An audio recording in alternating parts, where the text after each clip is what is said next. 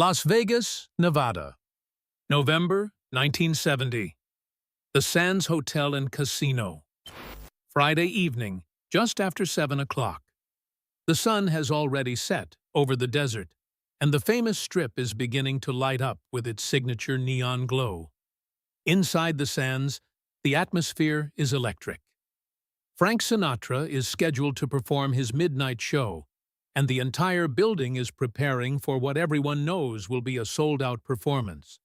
The Copa Room, the hotel's premier showroom, is being set up by a team of technicians, stagehands, and lighting specialists. Backstage, the hallways are crowded with musicians carrying instruments, showgirls adjusting their costumes, and security personnel monitoring every entrance and exit. This is Sinatra's domain. He owns a piece of the Sands. He's performed here hundreds of times. When Frank Sinatra is in the building, everyone knows it. The energy changes. People move faster. They speak quieter. They make sure everything is perfect, because anything less is unacceptable. Bruce Lee is in the building too, though most people don't know it yet. He arrived 15 minutes ago through a side entrance, escorted by a casino executive who owed a favor to a mutual friend. Bruce is wearing a simple black suit, white shirt, no tie. His hair is neat, combed back in his usual style. He moves through the backstage corridors with quiet confidence, the kind that comes from years of discipline and self-awareness. He's not trying to impress anyone. He's just here to watch a show. A favor for a friend who insisted that seeing Frank Sinatra live in Vegas was an experience everyone should have at least once. Bruce agreed, mostly out of curiosity. He's heard the name, of course. Everyone has, but he's never been particularly interested in the Rat Pack or the Las Vegas entertainment scene. His world is martial arts, film, philosophy. This is something different. A window into a culture he doesn't fully understand, but respects nonetheless. He's looking for the green room, where guests are supposed to wait before being escorted to their seats. Someone gave him vague directions, something about a hallway to the left and a door with a gold handle.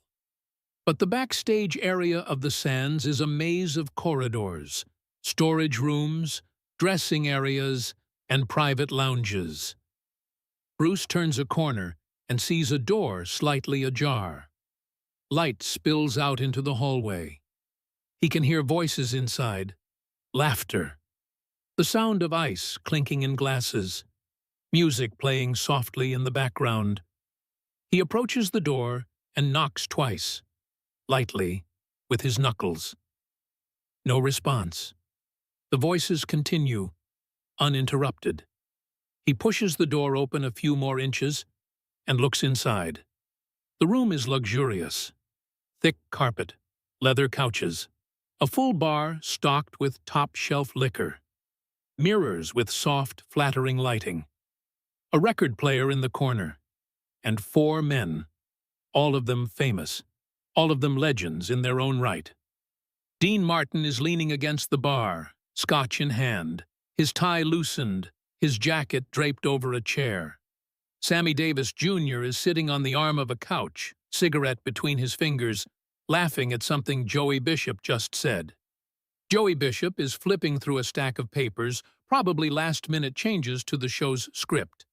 And Frank Sinatra is standing in the center of the room, facing a large mirror, adjusting his bow tie with the precision of a man who has done this 10,000 times.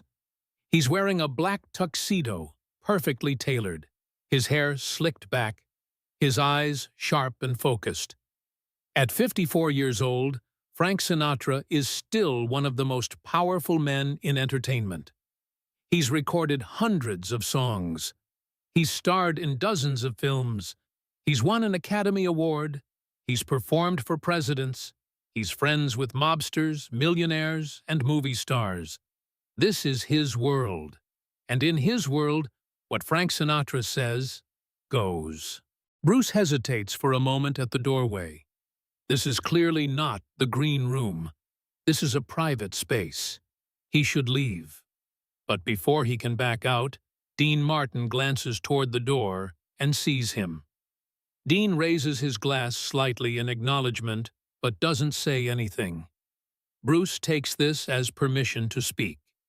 He steps inside, just a few feet past the threshold. "Excuse me," he says quietly, his voice calm and polite. "I was told to wait in the green room. Is this it?" Sinatra doesn't turn around. He's still looking at himself in the mirror, adjusting his collar now, making sure every detail is perfect. "Green room's down the hall," he says without looking. His voice is smooth, practiced, authoritative. "This is private." Bruce nods, even though Sinatra can't see him. "Understood. My apologies." He starts to back toward the door, but then Sinatra speaks again. "Wait."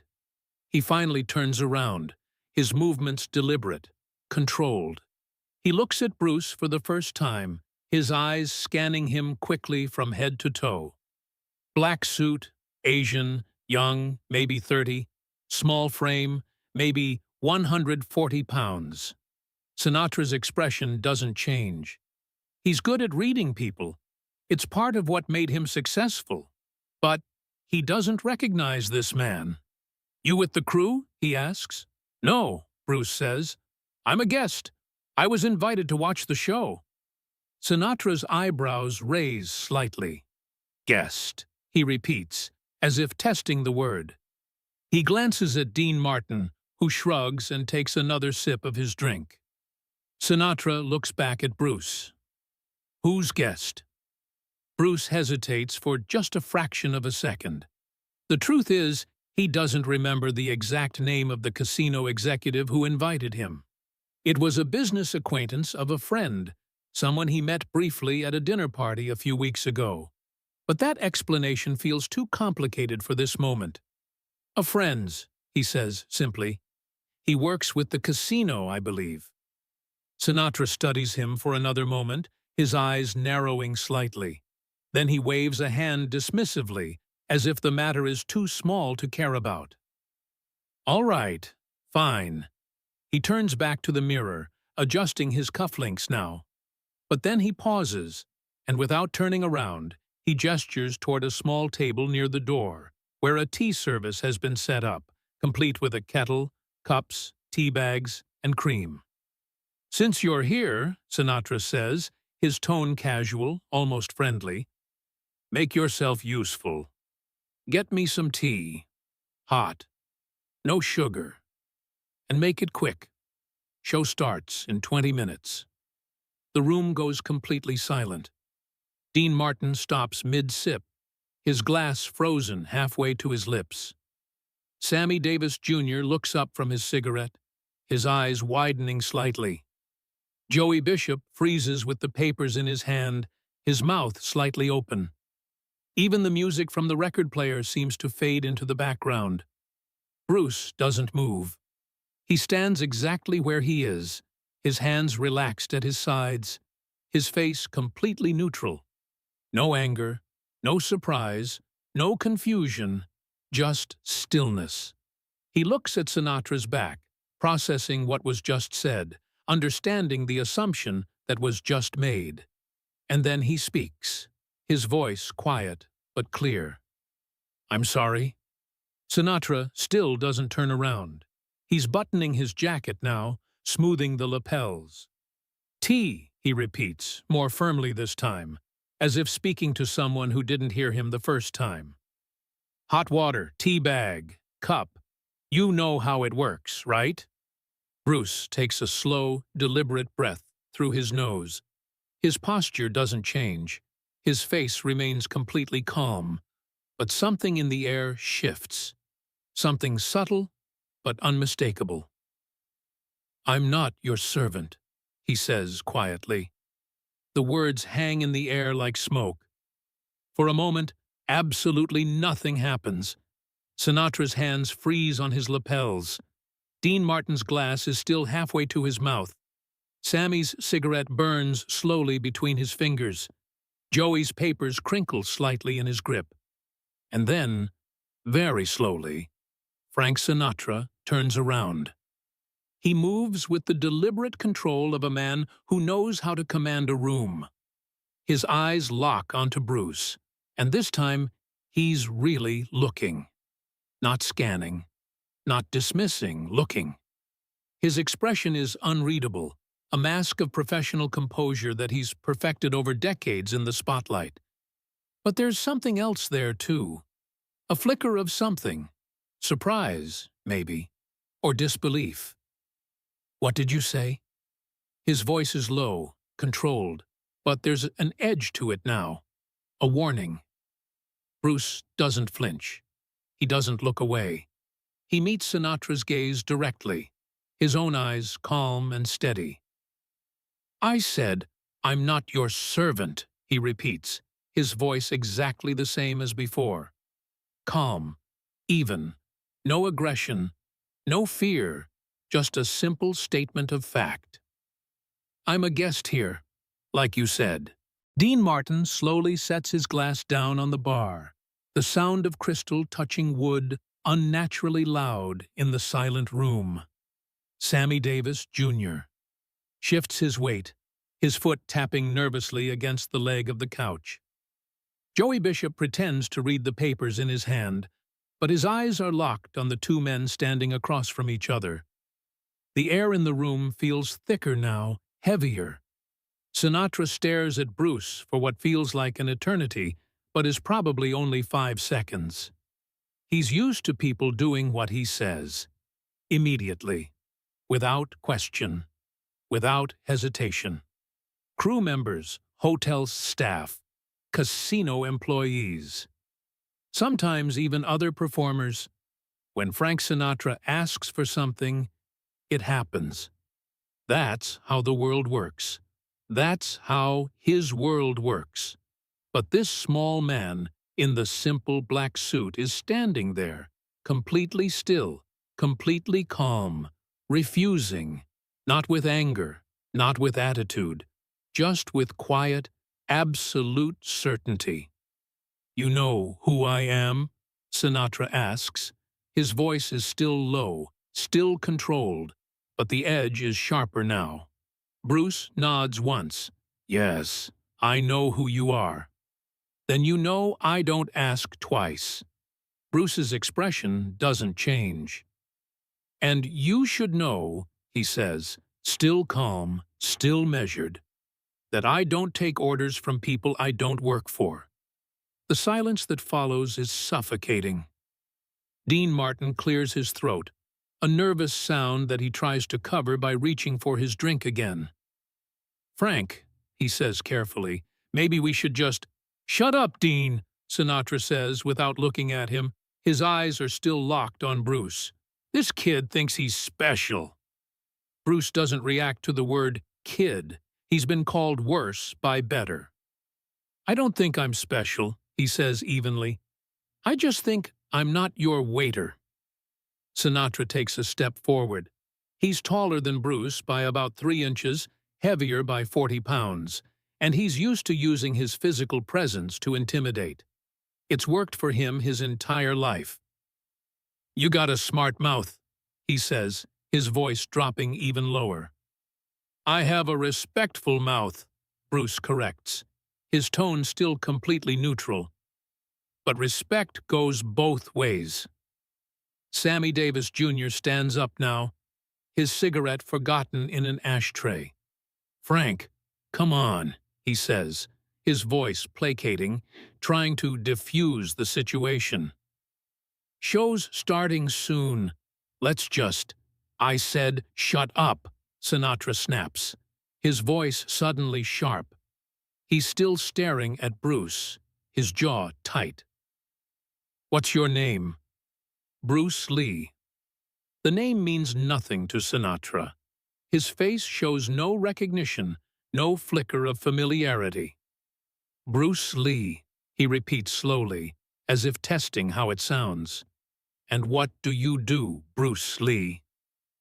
"I teach martial arts," Bruce says, "and I act." Sinatra almost smiles, but it's not a friendly expression. Martial arts, like karate. Not exactly, Bruce says, but close enough. And you're here because a friend invited me to watch your show. Sinatra nods slowly, processing this information. Right, a friend. He crosses his arms over his chest, a classic power pose. Well, Bruce Lee, let me explain something to you. This is my room, my hotel, my show. When I ask someone to do something in my space, they do it. That's how things work here. That's how they've always worked. And that's how they're going to keep working. Bruce doesn't blink. His breathing is slow and steady. That may be how things work with your employees, he says, but I don't work for you. Everyone works for me when they're in this building, Sinatra says, his voice harder now, more forceful. Not me, Bruce says simply. The tension in the room is almost unbearable. Dean Martin looks like he wants to melt into the floor.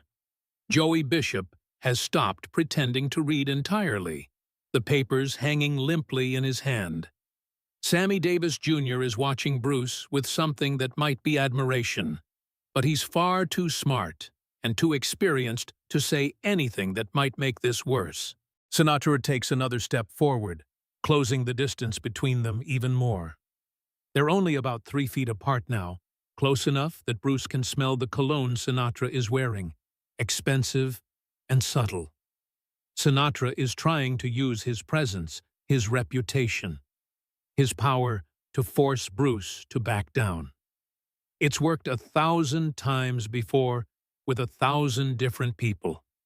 But Bruce doesn't move. He doesn't step back. He doesn't look away. He just stands there, grounded, centered, completely present. You've got balls, kid, Sinatra says, his voice quiet now, almost conversational. I'll give you that, but you're making a mistake. A big one. Am I? Bruce asks, his tone unchanged. Because from where I'm standing, you made the mistake. Sinatra's eyes narrow. How's that? You assumed I was someone you could order around, Bruce says calmly. You didn't ask my name. You didn't ask what I was doing here. You didn't ask if I needed help or if I could help you. You just saw someone who looked a certain way, and you made an assumption, and you treated me based on that assumption. Sinatra's jaw tightens. His hands ball into fists at his sides. He's not used to being called out like this, not by anyone, and certainly not by someone half his age, someone he's never heard of, someone with no power or influence or connections that matter in his world. You calling me racist? He asks, his voice dangerously quiet. I'm calling you rude, Bruce says simply. There's a difference. For a moment, it looks like Frank Sinatra might lose his temper completely. His face flushes slightly. His breathing quickens. Dean Martin takes an actual step forward, ready to physically intervene if necessary, but then something shifts. Something changes in Sinatra's eyes. He sees something in Bruce that he recognizes. Not fear, not submission, not even anger. Just absolute, unshakable certainty. This man will not back down. Not for money, not for fame, not for power, not for anything. And Frank Sinatra, who has spent his entire life around tough guys, mobsters, bodyguards, fighters, gangsters, knows what real toughness looks like. And he's looking at it right now. He takes a breath, a long, slow breath through his nose. Then he uncrosses his arms and lets his hands fall to his sides. All right, he says quietly. You made your point. Bruce nods once. Thank you. But let me make mine, Sinatra continues, his voice still low but no longer aggressive. I don't like being embarrassed, especially not in front of my friends, especially not in my own space. Then don't embarrass yourself, Bruce says. It's a bold thing to say, maybe even a reckless thing to say, but Bruce says it without malice, without smugness, just as a simple observation. Sinatra stares at him for another long moment, and then, unexpectedly, he laughs. It's a short, sharp sound, not quite genuine, but not entirely fake either. You really don't give a damn, do you? He says. I give plenty of damns, Bruce says, just not about impressing you. Sinatra shakes his head slowly, a small smile playing at the corner of his mouth. You're a piece of work, Bruce Lee. So I've been told. Sinatra walks back to the mirror, his movements casual now, the tension bleeding out of the room like air from a balloon. He adjusts his bow tie one more time, checking his appearance with the practiced eye of a professional performer. Get out of my dressing room, he says without looking at Bruce. Gladly, Bruce says. He turns toward the door, his movements unhurried, his posture still relaxed. But don't leave the building, Sinatra adds suddenly. Bruce stops with his hand on the door handle. He looks back. Oui. Sinatra meets his eyes in the mirror's reflection. Because I want you at the show. Front row. My guest. Personal invitation from Frank Sinatra himself. Bruce studies him for a moment, trying to understand the shift, the change in tone. Sonner, he asks again. Because I want to see if you've got the guts to sit there after what just happened, Sinatra says honestly. And because anyone who talks to Frank Sinatra the way you just did deserves a front row seat to the best damn show in Vegas. He turns away from the mirror to look at Bruce directly. Deal? Bruce considers this. There's no threat in Sinatra's voice now, no hidden agenda that he can detect. Just a straightforward offer. Deal? He says finally. Good. Now get out before I change my mind. Bruce opens the door and steps into the hallway. As he does, he catches Sammy Davis Jr.'s eye one more time. Sammy gives him the slightest nod, barely perceptible, a gesture of respect from one performer to another. Bruce nods back and closes the door behind him. For several seconds, no one in the room speaks. The silence is thick, but different now. No longer hostile, just processing what just happened. Then Dean Martin picks up his drink, drains the rest of it in one long swallow, and lets out a low whistle. Well, he says, setting the empty glass down with a decisive clink. That was interesting. Shut up, Dean, Sinatra says, but there's no heat in it this time, just habit.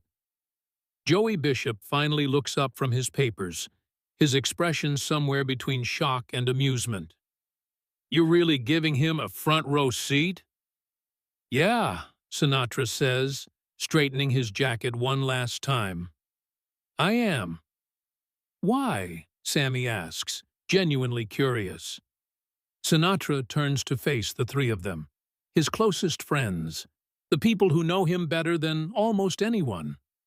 Because that little guy just told Frank Sinatra to go to hell without raising his voice, he says, without getting angry, without backing down. You know how rare that is? Pretty damn rare, Sammy admits. Damn right it's rare, Sinatra says. He pours himself a small glass of bourbon, just enough to wet his throat before the show. I respect that, even if it pissed me off. Dean Martin grins, his natural humor returning now that the crisis has passed. You getting soft in your old age, Frank? Sinatra shoots him a look that could freeze water. Soft? I'm giving him a seat, Dean. I didn't say I'm buying him dinner or making him my best friend. They all laugh, and just like that, The tension is completely gone. The moment has passed. But they'll remember it. All of them will. For the rest of their lives, they'll remember the night a man they'd never heard of walked into Frank Sinatra's dressing room and refused to get him tea. Bruce Lee watched the show from the front row exactly where Sinatra had promised. The seat was perfect, right in the center, with an unobstructed view of the stage. Sinatra performed for 90 minutes straight. He sang the classics, told stories, made jokes that had the audience roaring with laughter. He was everything people said he was: charismatic, talented, commanding. Twice during the show, Sinatra looked down directly at Bruce. The first time was during My Way, and Bruce was sitting calmly, hands folded in his lap, watching with quiet attention. The second time was near the end, during New York, New York, and Bruce was smiling slightly, not mocking, not ironic, just appreciating the performance for what it was. After the show ended and the audience erupted into a standing ovation, Sinatra took his bows, waved to the crowd, and left through the back exit. He didn't speak to Bruce again that night. He didn't have to. The message had been sent and received on both sides. But the story didn't end there. Within days, everyone in Las Vegas knew about it. The Rat Pack told their friends. The friends told other performers. The performers told journalists. Someone told a columnist, who mentioned it in print. And Bruce Lee's name became known in a world where he'd never performed, not for what he did, but for what he refused to do. He refused to bring Frank Sinatra tea, and in doing so he earned something far more valuable than applause. He earned respect. That night changed something. Not everything, but something important nonetheless. And both men walked away understanding what the other was made of.